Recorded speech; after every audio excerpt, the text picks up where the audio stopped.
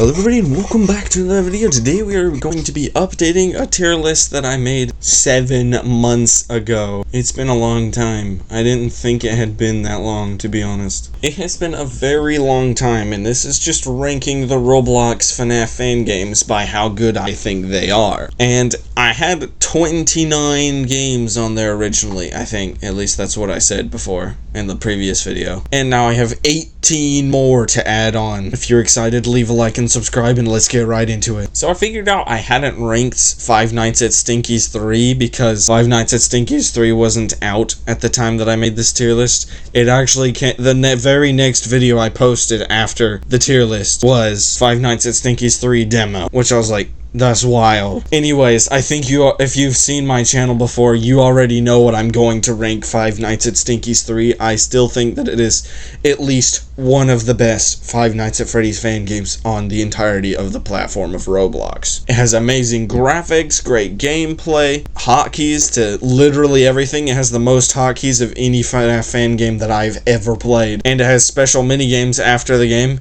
And I believe Stinky's next game will be Scenario B, which will actually be a continuation of this game, of basically escaping the facility further. The game also has really good sound effects. The map is just well made as well. Pretty much almost everything about this game is really good. So obviously, I'm going to have to rank Stinky's 3 in S tier. Yeah, it was bound to happen. Next is Few Nights at Winky's 2. Few Nights at Winky's 1 was not a very good game, but it was his first FNAF fan game he had ever made. And the second one was way better than the first one. It is pretty good. It has 2 doors, a vent, and yeah, that's about it. There's a closet behind you. It's cool that you have to click on the little screen on the laptop, and it'll open and you go into it. I think that's pretty cool. It has some very nice effects on the game. Some interesting things, like there's a man bleeding in the parking lot with a pipe through him who's supposedly half robot and whatnot. And if the graphics don't look that good, I'm pretty sure that's because of the fact that this was recorded on my old computer. So yeah, and it has a very good, nice outside view and the cameras. And overall, it's a pretty good game. Very much an improvement from the last game. So I think I'm going to put Few Nights at Winky's 2 in the A tier. I can't really give a completely fair rating to this game because I've only played the first 2 nights and they just updated the game. Like, it has cameras and stuff now, I'm pretty sure. It was a music and camera update, and I actually just saw that they had a lighting update to the second game as well. Again, if the graphics don't look very good, this was recorded on my last computer. So yeah, I can't really rate it fairly. I haven't really seen the graphics on a really good computer. I probably will come back to this game someday. We'll see how things turn out. I would put the game in like B tier, but I haven't played it since they've improved the game. I haven't played it since I got a new computer, so I'm just gonna put it in A tier at the moment, and we'll see how things go from there on. Next is Five Nights at RPD's Basement 1. Five Nights at RPD's Basement 1 is an interesting one. You have to go all the way to 10 a.m. as well as literally everyone goes to the 2 doors, except on the 6th night there's a dude that goes to the window, which you just have to flash him. So basically, as long as you make sure no one gets through the doorways, then you should be fine. The game has pretty decent graphics, very simple mechanics on the game. Again, it is the first of the series. I'm gonna put Five Nights at RPD's Basement in B tier. Now we have Five Nights at RPD's Basement 2. Five Nights at RPD's Basement was a pretty decent upgrade from the first game. I think there was more mechanics than the other ones. Some of the characters had multiple different things you had to worry about. I think one of them you had to flash them, and then you had to wait for them to go to the door as well. And there was a lot going on in this game. I mean, a lot. I think the graphics are a big upgrade. I think I already said that, but I'll say it again. You definitely had to use the camera system very well in this game, because if not, you would die. I figured that out in the game. Not fast enough. You know, I figured it out eventually. I actually got kind of annoyed at this game because I was like, why am I dying? I was just not understanding one of the mechanics. It was the same 2 people who came in at the same time and both had the same mechanic. So yeah, definitely a big step up from the first game. I'm going to put Five Nights at RPD's Basement 2 in A tier. Wouldn't you know, it's Five Nights at RPD's Basement 3 time. Five Nights at RPD's Basement was, again, I would say, an upgrade from the second game. It had better lighting effects, it had better graphics, it had more mechanics, it was way more difficult, it had random jump scares, that was the worst part. Seriously, I got really annoyed. Also, I couldn't figure out this door and then realized there was a camera behind it. There was a lot of characters in the second game, but I feel like there's one or two more in the third game. And again, in all of these games, the RPD's Basement series, you had to go to 10 a.m., which I think was like 8 minutes real time or something like that for the entire night. To be honest, the decoration in the office was pretty similar in all three of the games. RPD's Basement 3, I would say, is better, but I am going to put it in the A tier, just like RPD's Basement 2. Here. There you go. It's better. Now we have Five Nights at Marcus 1. Five Nights at Marcus 1 actually wasn't a working game, and then he made it into a working game, though he didn't put a ton of as much effort as he did into Five Nights at Marcus 2, because he was just trying to make it work, make it a playable game, and I think he did an alright job of that. The mechanics are fairly simple. You have to shock, two of them you have to shock the office, and two of them you have to shock the vent. Pretty simple. There is easy mode, or not easy mode, normal mode, and hard mode. There was no night system in this game. I'm going to put Five Nights at Marcus 1 in B tier, maybe C tier, but I feel like it's better than a few of the games in the C tier, or most of the games actually, so I'll just put it in the B tier. But then it got remade again into this gorgeous piece of art. This was a really well made game with really good graphics. They changed the mechanics a little bit, but most of it is still the same mechanics wise. The graphics, you can tell it is a big upgrade. It has insanely good graphics now. The effects were really cool. Modeling was amazing. The Shadow Marcus especially is a really unique one. You have 6 screens. One of them, or some of them, will light up sometimes with eyes, and you have to click them to get rid of them, which is really cool, I would say. Also, I forgot to mention this in the last one.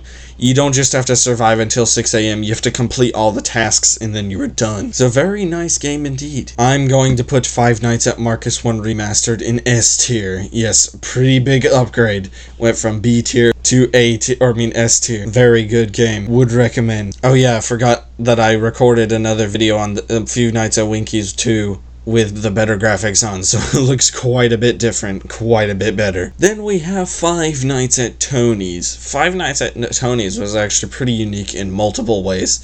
For number 1, the buttons on the doors were not squares, they were rectangles. 2, there was 3 floors. That's not super insanely unique. 3, there's a clock spinning at the top, which is pretty cool. And there's 3 vents, and there's a different power source for every single vent and every single door, as well as there were really good animations on this game. The walking animations and all that were really cool. You could see him walking up to the door. You had to be fast in this game, though, at least on the later nights. This is like night 1, I think. Yeah. The map design was pretty nice. I liked it how some of the characters would spawn in the basement, and you could watch them walk. They walked literally all the way up to your office. If you looked at the right camera, you could see him walking like almost the entire way. To be honest, I think that it is A tier, but it is better than most of the games in the A tier. Only problem with Five Nights at Tony's is that it was kind of unfinished when I played it. There was no settings or anything. There was just kind of the 7 nights, and it had the settings and everything on the front. But yeah, it is a really good game. It was very good on the animations, especially. Now we have Five Nights at the Factory. Five Nights at the Factory had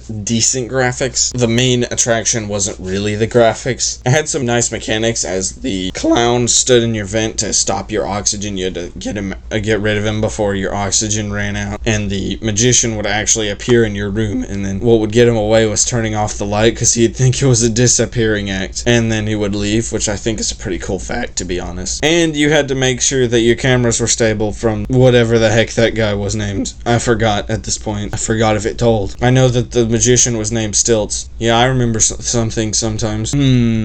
Let's see, what should we rank Five Nights at the Factory? Probably an A tier. There's a lot of A tiers in this. Now we have Five Nights at AIM. To be honest, I can't really give a super fair rating to this either, as I've only played the first 2 nights. It did still have like a music box and stuff, and you did have to fix fuses and stuff, which I think is pretty cool. The mechanics are a little hard to get onto, like on which door and stuff. And of course, there's that standing behind you at all times. So I can't really give a super fair rating, but I would say just from what I played, it's probably A tier. Now we have Five Nights at Jay's. Five Nights at Jay's actually just recently came out with the full game. I just haven't played the full game yet. I like the mechanics on how the doors had certain timers, and if you ran out of that timer, you would run out of a battery for that door, and you had 5 batteries or something like that. This game does take some getting used to because of the fact that some of the characters are interesting, because one of them can go to either the hallway or the left door, and you have to do a different thing each time. I think at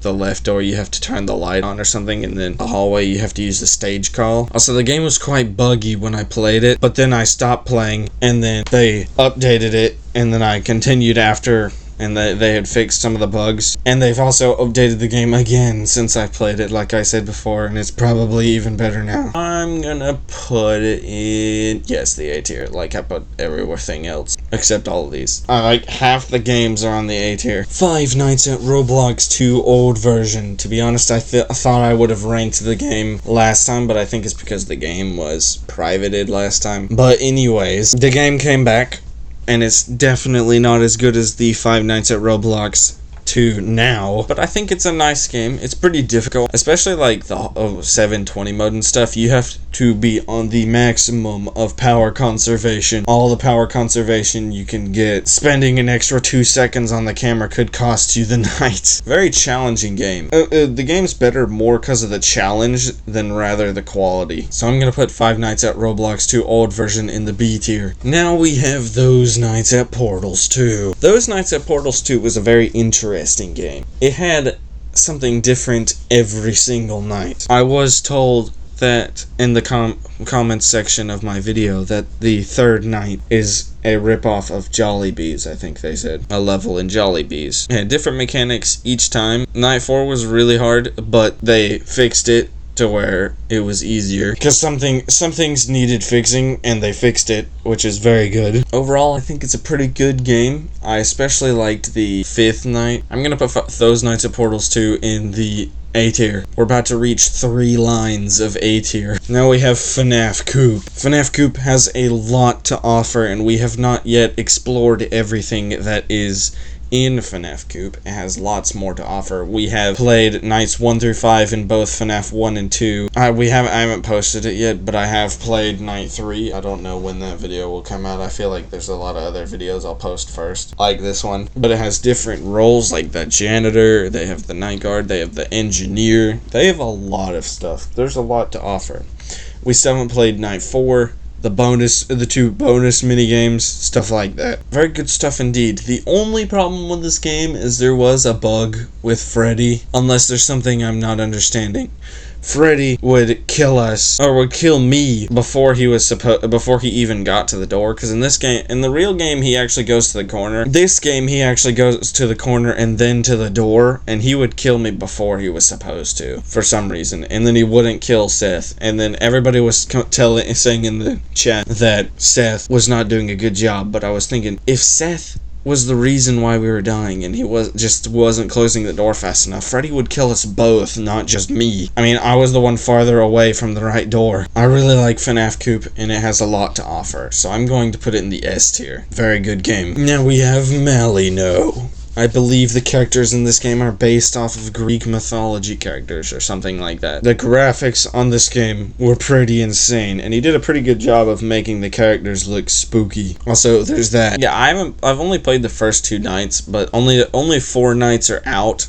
I probably will eventually play the whole game. I can't guarantee anything though. And they made it look very old-timey, and I think they did a very good job of it. It felt kind of like an SCP experience, to be honest. I'm gonna put Malino, yes, in the A tier. Wouldn't you know, we have 3 lines of A tier. How many voice cracks am I gonna have? This is pain. Now we have Five Nights at Mexix. Five Nights at Mexix was liked way more on my channel than I thought it would be, to be honest. I was surprised at how much people wanted to see this game. I made a poll, and then it got a ton of votes for this game. The graphics on this game are alright. They're kind of just the classic, your average FNAF graphics. It has some pretty unique mechanics though, like the guy hiding behind the boxes, and you can barely see him on the camera, and once he disappears you have to close the door, and the shock in the room, and that you can reload the shock by just that little button. I think those are pretty unique. And Mexix 2 has come out, and I plan on playing that eventually, and he said that it's better than this game, so who knows what will come out of the second game. I'm going to put Five Nights at Mexix in the B tier. I think that it's pretty good for a first game. Then finally we have the game that we just played, me and Seth. Yes, he's the little Duolingo guy. This game is brand new.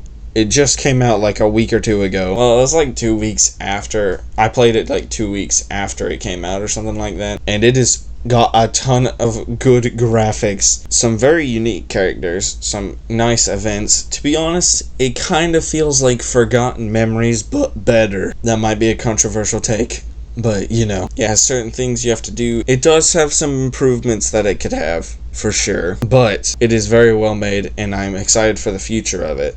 I'm sure they're going to update even more. They've only got 3 nights, and I'm pretty sure they are going to add more, as the game is in pre-alpha right now. It's not even in alpha. So yeah, we really enjoyed playing this game, though it is hard to counter the fact that you could just go through a door and then just instantly die. At the moment, I might just put the Barnstars in S tier. It hasn't been finished yet. I'm sure there's more to come, and I'm really excited for it. Anyways, guys, this has been my updated tier list of how good all the FNAF fan games have been. I plan on updating it like every 6 months or something like that.